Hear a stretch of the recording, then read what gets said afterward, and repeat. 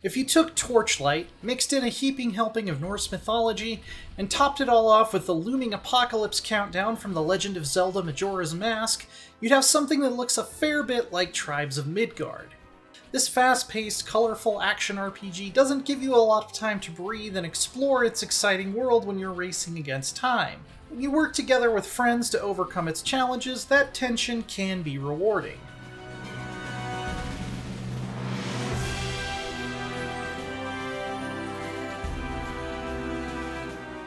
There are two distinct ways to play Tribes of Midgard, and both revolve around protecting a seed of the World Tree at the center of an upgradable settlement. Endless Mode just lets you see how long you can last against infinitely increasing waves, but it's the less interesting of the two.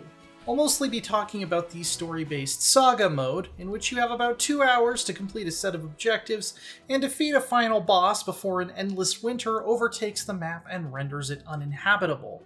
By day, you'll roam around a set of diverse and increasingly dangerous areas, completing simple quests, leveling up, and gathering materials and souls to upgrade your gear and your settlement.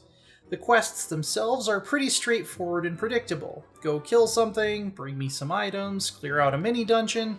The satisfying combat holds this all together, but Midgard soon reveals itself to be more of a time management game than anything. Get as much done by the light of day as you can, because every night you'll have to warp back to your settlement to defend it from the minions of hell. Given how diverse, detailed, and intriguing the world can be, though, I often found this hindered my ability to really explore and enjoy it.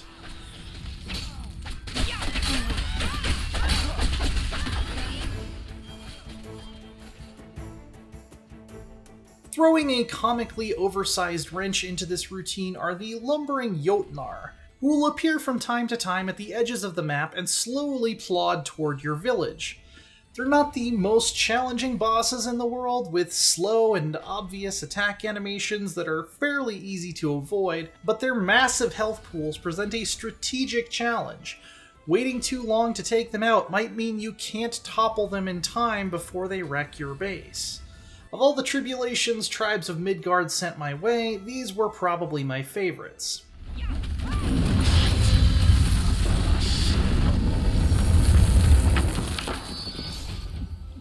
The issue is, even though single player is listed as a feature on Steam, this is all just too much to keep up with by yourself.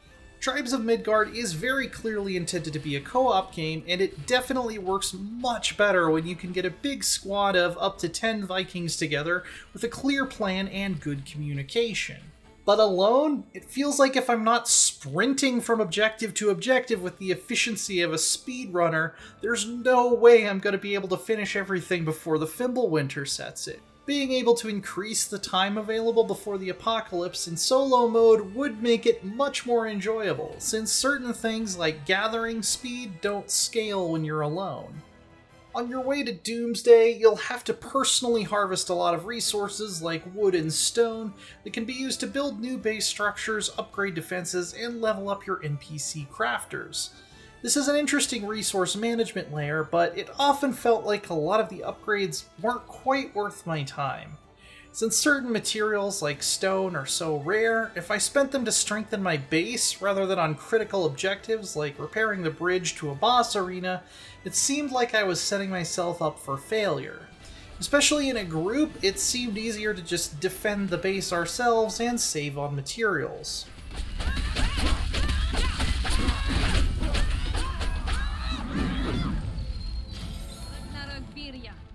The indignity of losing your tree or freezing to death is mitigated a fair bit by the fact that you still earn profile XP and account-bound currency based on how many days you survived and how many bosses you killed, even if you die or have to abandon a session. You can also unlock new character classes by completing certain achievements. Eventually, you can earn the ability to start with better gear or more resources, but the tangible benefits for grinding out profile levels drop off pretty sharply after a while, since you'll mostly be unlocking side grades and crafting recipes, where I would have liked to see some even stronger starting gear for all that time investment. At least new playstyle options offer some incentive to keep at it. The starting warrior is a good all-arounder with an upgraded dodge roll that will let you avoid trouble. I really liked the Berserker, who does more damage the longer she stays on the attack. And you can open up some really nice synergies later on with support classes like the Warden, who can decrease crafting costs and teleport back to base on a reduced cooldown. I should also mention that there is a premium currency you can buy with real money, but it's only used for cosmetic items, there are no randomized loot boxes or gambling elements, and you can unlock everything without paying. When you're playing with your whole clan, Tribes of Midgard is an exciting, hectic co-op rush to hold off enemies and the elements. It's just a bit too unforgiving if you want to go it alone. Slaying a mighty Jotun and racing against the coming of Ragnarok makes for plenty of Norse-flavored fun, but I longed for the chance to explore and interact with its world and systems with less constant upkeep and at my own pace. For more, check out our reviews of The Ascent and Eldest Souls, and for everything else, stick with IGN.